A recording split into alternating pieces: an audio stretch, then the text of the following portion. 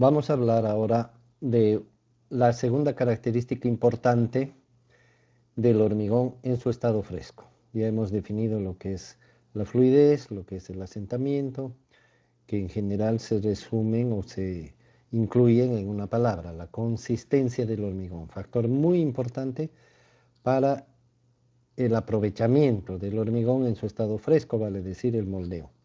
Sin embargo, si repasamos cuidadosamente lo que es el moldeo, nos daremos cuenta de que en realidad es una serie de acciones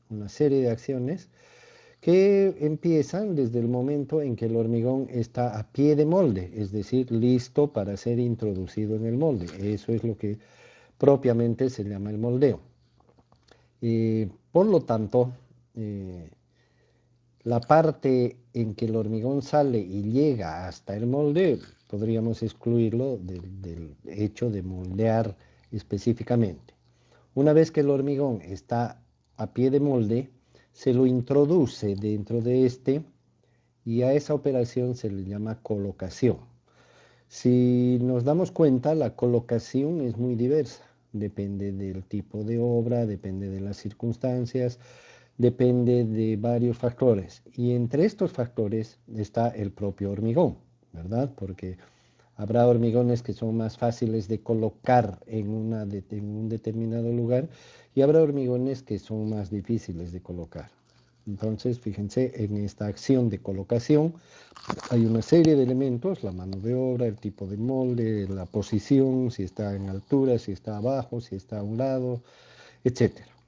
Luego, una vez que el hormigón está dentro, como no es un líquido, no actúa como un líquido, es decir, no adquiere inmediatamente la forma del molde como el agua cuando la colocamos dentro de un vaso, sino que tiene componentes sólidos y además ya hemos hablado de la consistencia que puede ser muy diversa y muy variada. Cuanto más seco esté el hormigón va a ser más difícil que se acomode a la forma del molde. Entonces se sigue con una segunda etapa que se llama la consolidación del hormigón. La consolidación no es otra cosa que ayudar al hormigón a que entre en el molde, no solamente que entre, sino que se acomode en todas las partes del mismo, porque ustedes saben que además de que el molde puede tener ciertos recovecos o ciertos lugares donde pueda ser difícil el acceso del hormigón, también tiene, en el caso del hormigón armado, por ejemplo, sí, también tiene armaduras, por lo tanto, y en algunos otros casos otros elementos como ductos para instalaciones u otras cosas. Por lo tanto, la introducción del hormigón y una vez que está dentro del molde, que se acomode ocupando todo el volumen, es una tarea que se llama consolidar el hormigón, algunos le llaman compactar y yo no estoy muy de acuerdo porque entiendo que compactar es reducir un volumen dado. En cambio, la consolidación consiste en hacer que el hormigón ocupe todos los espacios que no están ocupados. ¿Sí? Bueno, no importa al final el nombre, lo que interesa es la operación que estamos realizando. Una vez que el hormigón está dentro del molde y está debidamente consolidado, consolidado quiere decir que tiene la densidad adecuada. Vale decir que no estamos dejando ningún espacio del molde eh, sin que sea ocupado por el hormigón. La tarea de consolidación, por lo tanto, será más difícil mientras más el hormigón tenga una consistencia y una característica que no ayude en esta tarea. Por otro lado, debemos recordar de que todos los moldes necesitan un espacio abierto para que el hormigón sea introducido a través de él. O sea, tiene una abertura. Las columnas, por ejemplo, tienen una abertura en la parte superior y algunas también en la parte lateral. Y por estos espacios abiertos se introduce el hormigón. En el caso de las vigas, como sabemos, el molde es un cajón, pero que tiene la parte de arriba libre y es por ahí por donde se introduce el hormigón. Y así tenemos una serie de elementos. Las losas, por ejemplo, generalmente tienen un molde plano y el hormigón se echa por encima. Entonces, una vez que el hormigón está ahí, como no tiene molde en la parte superior por donde se lo ha introducido o se lo ha colocado, entonces esa parte se la tiene que moldear. Y para esto, como no existe molde, hay que hacerlo de una forma manual o mecánica, ¿verdad? Pero hay que darle una forma sin ayuda del molde. A esta operación se le suele llamar acabado o terminación, que hace alusión a la terminación del moldeo. Entonces, vamos a resumir diciendo que el moldear quiere decir colocar, consolidar y terminar el hormigón en su estado fresco. Esta suma de acciones toma un cierto esfuerzo, un cierto trabajo y un cierto tiempo, ¿verdad? Ya sabemos que el hormigón va perdiendo sus características en el estado fresco a medida que pasa el tiempo. Por otro lado, hay algunos elementos que son fáciles de moldear, hay otros que son difíciles de moldear. Cuando hablamos de adquirir una forma determinada, no solamente estamos hablando de que, por ejemplo, si el molde es una viga, el hormigón resultante tenga forma de viga, sino que además tiene que tener la superficie deseada. Si queremos que la superficie sea lisa, tenemos que utilizar un molde liso y lograr que el hormigón retrate como en un espejo la textura o la superficie o las características de la superficie de todo su perímetro. Y lo mismo ocurre con cualquier otro elemento. Entonces, cuando hablemos de moldeo, no solamente vamos a hablar de forma, sino también de textura, es decir, nos referimos a la superficie. En la generalidad de los trabajos, siempre hay un grado de dificultad en cuanto a la forma y a la textura. Son factores atribuibles al propio elemento. Pero también hay otros factores que influyen en las dificultades o facilidades del moldeo. Uno de estos factores, por ejemplo, es el propio molde, ¿no es cierto? Porque si tenemos que hacer, por decir, una viga que sea lisa y el molde es rugoso o tiene defectos en su superficie que se van a calcar en la superficie del hormigón, entonces obviamente no estamos logrando el resultado deseado. Por mucho que sea bueno el hormigón o las condiciones necesarias para el mismo, pero el molde no tiene las características óptimas.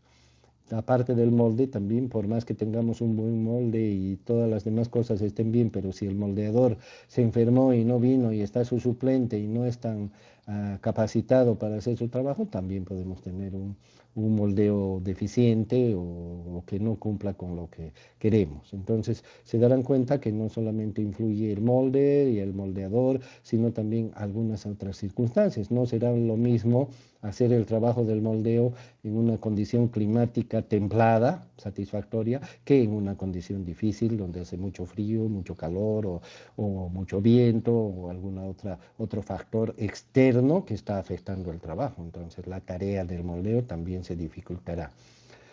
Y pueden haber otros factores, la incomodidad, por ejemplo, ¿verdad? No será lo mismo hacer un moldeo estando cómodamente parado y cómodamente ubicado respecto a la abertura del molde y a la forma del molde para tener alcance a todas sus partes, que estar equilibrando en una escalera con un pie en la escalera y el otro en el aire, ¿verdad? No será lo mismo. Entonces, las condiciones de trabajo, los riesgos, los medios disponibles, ¿qué tal si en vez de una plancha o en vez de una pala estamos usando una tabla? Entonces, obviamente los resultados no serán los mismos.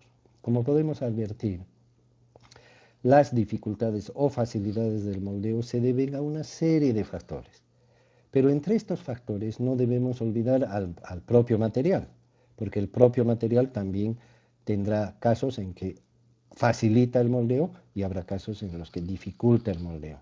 Si las condiciones en general son adversas, el clima, el molde, el moldeador y el equilibrio del moldeador y los riesgos, etcétera, son adversos, con mayor razón necesitamos un hormigón que nos ayude a hacer el trabajo, porque si a eso le sumamos un hormigón malo o difícil de moldear, bueno, todo está en contra, ¿verdad?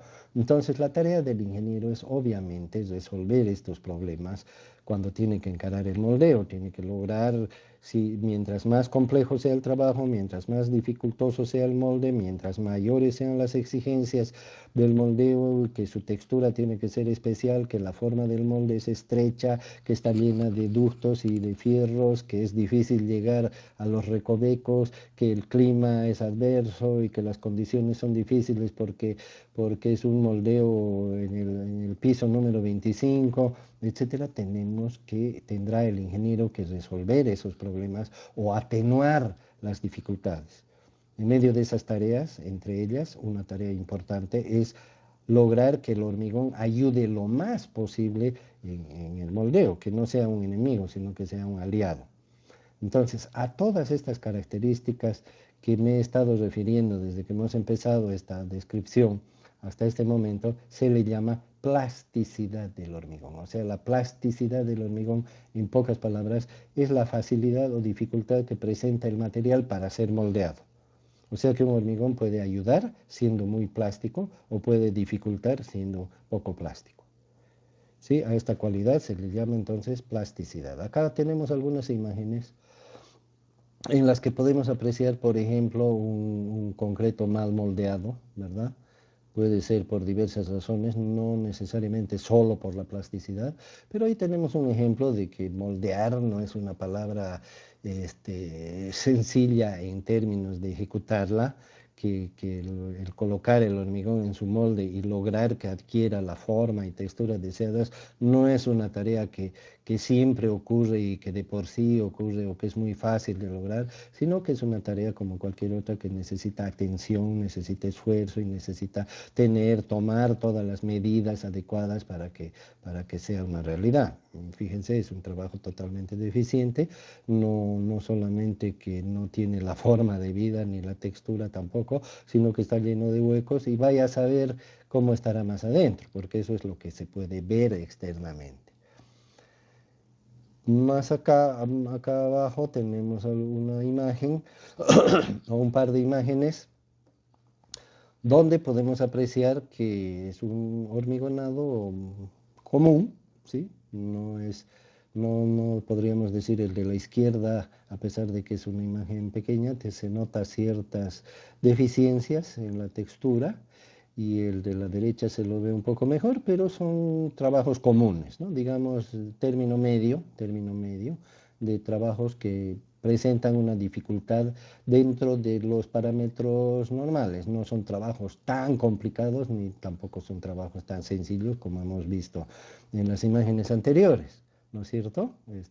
Seguramente las personas que hicieron esto lo tomaron a la ligera y las personas que hicieron esto lo tomaron más en serio. Como ya dijimos al iniciar el curso de tecnología del hormigón, aquí hay un responsable, ¿no? Aquí hay un responsable. Pueden ser muchos, pero la cabeza es la responsable de todo. Vamos a ver algunos casos, fíjense, por ejemplo, estas imágenes, ¿no? Que son espectaculares, ¿no? Es decir, eso no lo hormigona cualquiera, eso no es con cualquier molde, ni con cualquier equipo, ni con cualquier moldeador, ni con cualquier ingeniero, ni con cualquier hormigón, ¿no? Son trabajos con bastantes exigencias, no solamente por la forma, sino en la fotografía derecha, por ejemplo, se puede observar que son elementos muy angostos, muy delgados. Entonces introducir el hormigón, y seguramente tienen armadura interior, introducir el hormigón dentro de un molde estrecho, obviamente tiene su dificultad, y si el molde es grande, como este por ejemplo, mucho más difícil todavía, y encima darle una textura de un acabado prácticamente, se le llama hormigón visto. Quiere decir que el hormigón se lo ve directamente o va a quedar expuesto sin ningún revestimiento.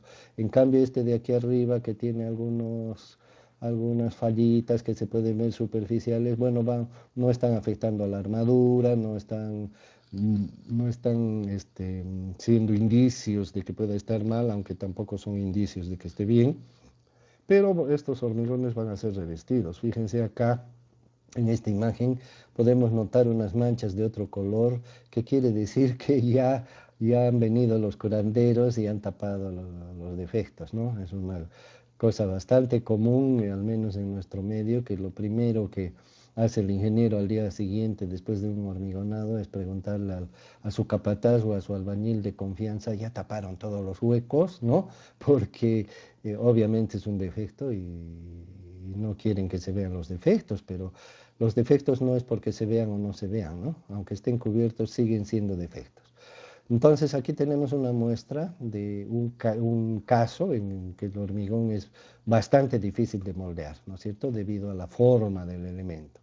Acá tenemos otro caso, son unos pisos de hormigón, se le llama hormigón estampado, que necesitan un hormigón de alta plasticidad, ¿no es cierto? De modo que cuando se le pasa, es una especie de sello, cuando se le pasa un sello encima, fíjense, esta fotografía de la derecha es espectacular porque nos muestra toda la filigrana, todo el detalle que se deseaba seguramente en el molde, y el molde tiene todas las figuras del caso. Y la apariencia que se pretende dar es como si fuera de madera, ¿no? Y fíjense que no creo que sea muy fácil hacer esto en cuanto al hormigón se refiere. El resto de factores, bueno, no los estamos tratando hoy, ¿no? Se llama hormigón texturado y esto se refiere prácticamente a la piel, a la superficie del hormigón, que es lo que estamos apreciando en las imágenes.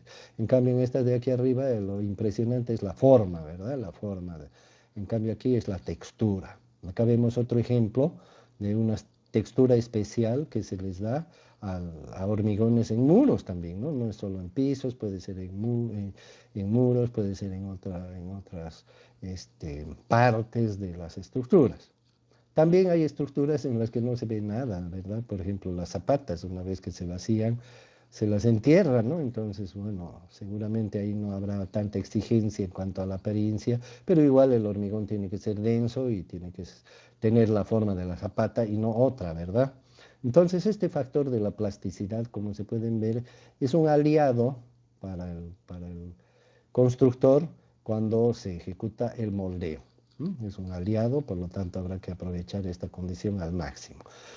Ahora tendríamos que preguntar, ¿y cómo se logra la plasticidad? Por supuesto, el primer factor para lograr una buena plasticidad es la proporción de agua, ¿no? Es muy improbable que un hormigón con poca agua, que por lo tanto tenga una fluidez baja, que sea un hormigón seco, es bastante improbable que sea plástico, ¿verdad? Que sea fácil de moldear. Por supuesto, el agua siempre nos va a ayudar a que sea más fácil el moldeo porque la hace la mezcla más blanda, y al ser la mezcla más blanda se acomoda mejor a los detalles, tanto de forma como de textura del molde. Pero, sin embargo, debemos darnos cuenta que no por añadirle mucha agua al hormigón se va a convertir en plástico. Tiene un cierto límite porque lo que moldeamos no es el agua, lo que moldeamos es la mezcla del agua con las partículas finas de los sólidos. En realidad, el primer material moldeable con el que nos hemos encontrado en este curso es la pasta de cemento, que es la combinación de agua y cemento. Pero es la combinación de agua y cemento lo que hace la pasta, y es la pasta la que es moldeable, no es el agua sola ni las partículas sin agua.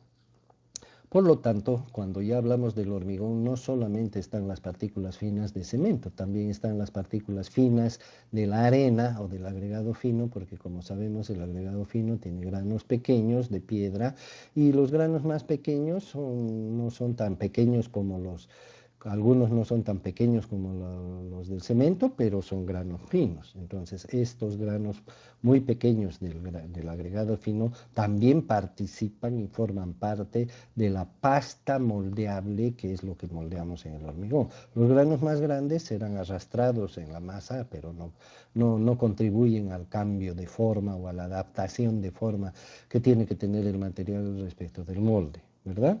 Y por si fuera poco, también debemos aceptar la realidad de que el agregado grueso, si bien es un conjunto de granos grandes y por eso se llama grueso, pero es muy difícil tener un agregado grueso que no tenga nada de agregados finos, es decir, diré polvo para hacerlo más claro. Es muy difícil que un agregado grueso no tenga granos pequeños, que no tenga partículas de tierra, de polvo, de lo que llamamos limo, arcilla, etcétera, que no solamente están sueltas junto con los granos grandes, por supuesto no en gran proporción, y al llegar el momento de que hablemos de eso, sino que están diseminadas o ¿no? mezcladas junto con los granos grandes y en algunos casos adheridas a los granos. Entonces, cuando ya hacemos la mezcla del hormigón y ya existe agua y existen granos finos y arena y cemento y todos los materiales están en una máquina que los bate y los mezcla, bueno, de alguna manera entonces todos los granos finos se asocian para formar la parte moldeable del hormigón y todos los granos gruesos, bueno, se asocian para acompañar el proceso porque no pueden ser moldeados ni cambiar de forma ni se mezclan con el agua, ¿verdad? Entonces, en resumen, los factores que hacen que un hormigón sea más plástico o menos plástico serán la proporción adecuada de agua y la proporción adecuada de finos. Un hormigón que tiene poca agua y que tiene una granulometría, o sea, una conformación de granos sólidos, muy gruesos, muy ásperos y una falta de granos finos y además encima de eso que tenga una proporción baja de cemento, difícilmente va a ser moldeable. De hecho, yo quiero comentarles algunos detalles que con un poco de observación y atención nos van a corroborar todo lo que estoy diciendo. En las obras de construcción, si no las hemos hecho, por lo menos las hemos visto, inclusive de casualidad, con el vecino, con la tía, con alguien, nos ha tocado ser testigos. Existe el revoque grueso, el revoque fino y el enlucido, ¿no es cierto? ¿Qué es el revoque grueso? Es el revestimiento que se coloca a las paredes con un mortero de cemento, que es la mezcla de arena con cemento y agua.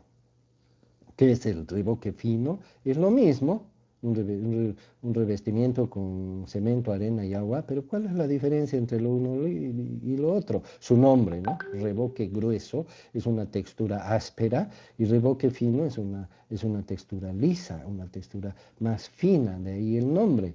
¿Y cómo se logra eso? ¿Simplemente por la mano del albañil? No, ¿no es cierto? Sino por las características de la arena que se utiliza en ambos casos. En el revoque grueso se utiliza un mortero con arena común, ¿sí? Que tiene muchas partículas gruesas, por lo tanto es prácticamente imposible darle una textura muy lisa, muy fina. Y en cambio para el revoque fino se utiliza una arena, si es que es con mortero, porque también se revoca con yeso, se revoca con estuco, ¿no es cierto? Revoque fino. Pero en ambos casos, fíjense, las partículas son pequeñas, ¿no? Cuando se revoca con mortero, la arena se la cierne de manera que se eliminen los granos gruesos. Y está el enlucido, que es un acabado ya prácticamente como la pizarra acrílica, ¿no? O como el vidrio, una textura totalmente lisa y casi perfecta. ¿Cómo se logra esto? Ninguna arena fina nos va a permitir hacer un enlucido. Se llama enlucido de cemento, que es un enlucido de cemento, es un revestimiento con cemento y agua, con pasta, directamente con pasta. Es la única forma de lograr una textura sin porosidades, porque los granos van dejando porosidades entre ellos. Entonces ahí tienen un ejemplo práctico de lo que estamos hablando en cuanto a la influencia del tamaño de los granos y el contenido de los granos. De hecho, un albañil cuando hace un piso, cuando hace una pared, bueno, digamos un piso más comúnmente, primero vacía el piso y cuando ya le tiene que dar el acabado, él por instinto hace una de dos cosas o las dos cosas. Una es cernir la arena, por ejemplo, y otra es aumentarle agua, ¿no? Trabajan con su latita de agua al lado y le van echando, ¿para qué? Para mejorar las posibilidades de su trabajo. ¿Qué están haciendo? Están mejorando la plasticidad del material con el que están trabajando. Y también he visto algunos que van retirando las piedritas, ¿no? Van retirando con la mano las piedritas que les estorban para lograr su trabajo. ¿Qué factores afectan a la plasticidad? Ya hemos dicho, un hormigón que no tiene muchos finos no va a ser plástico, pero un hormigón que ya tiene una plasticidad deseada, ¿de qué manera puede ser perjudicado? Bueno, se puede perjudicar un hormigón, se puede afectar la plasticidad cuando va perdiendo agua. A medida que se va haciendo más seco, la plasticidad también se ve afectada. Por lo tanto, el ingeniero tendría que preocuparse por todos los factores que hacen que el agua se pierda más rápidamente. Por ejemplo, el calor del sol o de cualquier otra fuente hace que el agua se evapore más rápido. Las temperaturas altas en las que ocurre lo mismo. La presencia de corrientes de aire, ya sean de un viento, ventilador o lo que sea, que también hacen que el agua se acelere en su pérdida. Y otro factor podría ser la falta de humedad. En un ambiente seco, el hormigón pierde más rápido agua que en un ambiente húmedo. Entonces, todos esos factores, si bien los climáticos no están bajo control del ingeniero, pero sí el ingeniero puede tomar previsiones, ¿no? Como hacemos las personas, cuando va a llover llevamos paraguas, cuando hace frío nos abrigamos, etcétera, ¿no? Entonces, tomar las mismas medidas, no las mismas, pero tienen su similitud en cuanto a la finalidad, que es la protección del hormigón, en este caso la protección de la plasticidad, preservar la plasticidad. ¿Para qué? Para obtener un buen resultado en cuanto al moldeo.